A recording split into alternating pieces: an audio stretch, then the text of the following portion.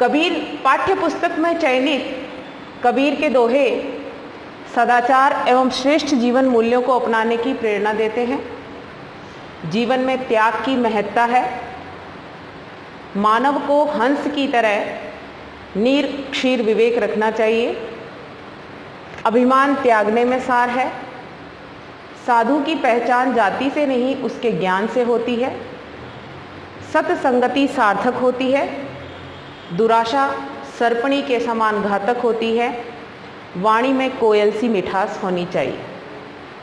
प्रस्तुत पाठ में कबीर के दोहे इन्हीं जीवन मूल्यों को अपनाने की प्रेरणा प्रदान करते। कवि का पहला पद है जो जीवन में त्याग के महत्व को प्रतिपादित करता है।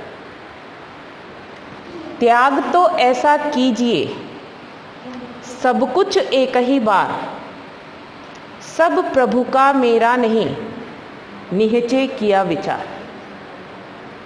त्याग अर्थात हमारे जितने भी सांसारिक और भौतिक सुख हैं, सब कुछ यानी समस्त सुख सुविधाएं।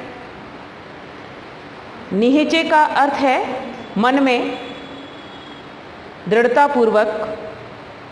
तो कवि ने संसार के मनुष्यों को संबोधित करते हुए ये कहा है कि यदि हम अपने जीवन के सांसारिक सुखों का, भौतिक सुखों का त्याग करते हैं, दान करते हैं, तो हमें सब कुछ एक ही बार में त्याग कर देना चाहिए।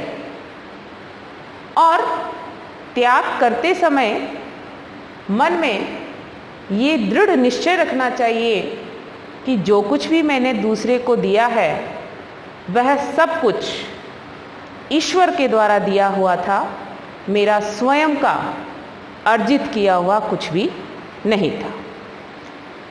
अर्थात त्याग करते समय हमारे मन में ये दृढ़ भावना होनी चाहिए कि जो कुछ भी हमने दिया है, जो कुछ भी हमने त्याग किया है, वो सब कुछ ईश्वर के द्वारा दिया हुआ था, मेरा स्वयं का अर्जित किया हुआ कुछ भी नहीं था। द्वितीय पद में कवि ने मानव को गुणों को ग्रहण करने, अवगुणों का त्याग करने की शिक्षा प्रदान की है। द्वितीय पद में कवि ने गुणों को ग्रहण करने, अवगुणों को त्याग करने की शिक्षा प्रदान की है। वार्ता शब्द का शाब्दिक अर्थ श्रेष्ठता, अवगुण अवगुण, लीजिए यानी ग्रहण करना। हंस पक्षी है। क्षीर का अर्थ दूध, गहत ग्रहण करना, नीर का अर्थ जल। कवि कहते हैं कि हमें गुणों की श्रेष्ठता के बारे में जानना चाहिए, सुनना चाहिए। कवि कहते हैं कि हमें गुणों की श्रेष्ठता के बारे में जानना चाहिए, सुनना चाहिए। और इस संसार में गुण और अवगुण दोनों ही विद्यमान रहते हैं, परंतु मनुष्य को गुणों को ग्रहण करना चाहिए और अवगुणों का त्याग कर देना चाहिए। जिस प्रकार हंस जो है दूध और जल युक्त मिश्रण में से दूध को ग्रहण करता है और जल का त्याग कर देता है। ये एक सामान्य उक्ति है जो इस संसार में प्रचलित है, जिसके लिए हम दूध का दूध, पानी का पानी जैसे मुहावरे का भी प्रयोग करते हैं। तो यहाँ पर कवि ने गुणों को अपनाने, अवगुणों को त्यागने की शिक्षा दी और साथ ही हंस पक्षी का उदाहरण देकर उसकी विशेषता को भी चित्रित किया कि वह दूध को ग्रहण करता है, जल को त्याग देता है। उसी प्रकार हमें जीवन में गुणों को ग्रहण करना चाहिए, अवगुणों का त्याग कर देना चाहिए। तीसरे पद में कवि ने अहंकार को त्यागने का संदेश दिया है।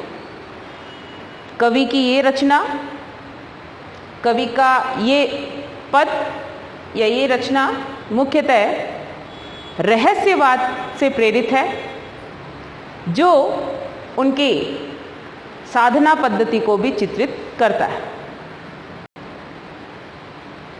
रहस्यवाद में सूफी कवियों ने अधिकतर परमात्मा को अपना पति या प्रियतम माना है और जीवात्मा को उनकी पत्नी या प्रेमिका के रूप में चित्रित किया है। तो प्रस्तुत पद भी उनकी उसी साधना पद्धति का परिचायक है और उसी साधना पद्धति के अनुसार कवि मनुष्य को अहंकार को त्यागने की शिक्षा प्रदान करते। अभिमान, अहंकार, जीव माने आत्मा सुखी भया यानी सुखी हो जाती है। भावे कोई कछु कहे यानी कोई कुछ भी कहे। हिय हृदय निज अपने पीव यानी प्रियतम रूपी परमात्मा। कवि कहते हैं कि जब हमारे मन से अहंकार की भावना का त्याग हो जाता है तो हमारी आत्मा सब प्रकार से सुखी हो जाती है।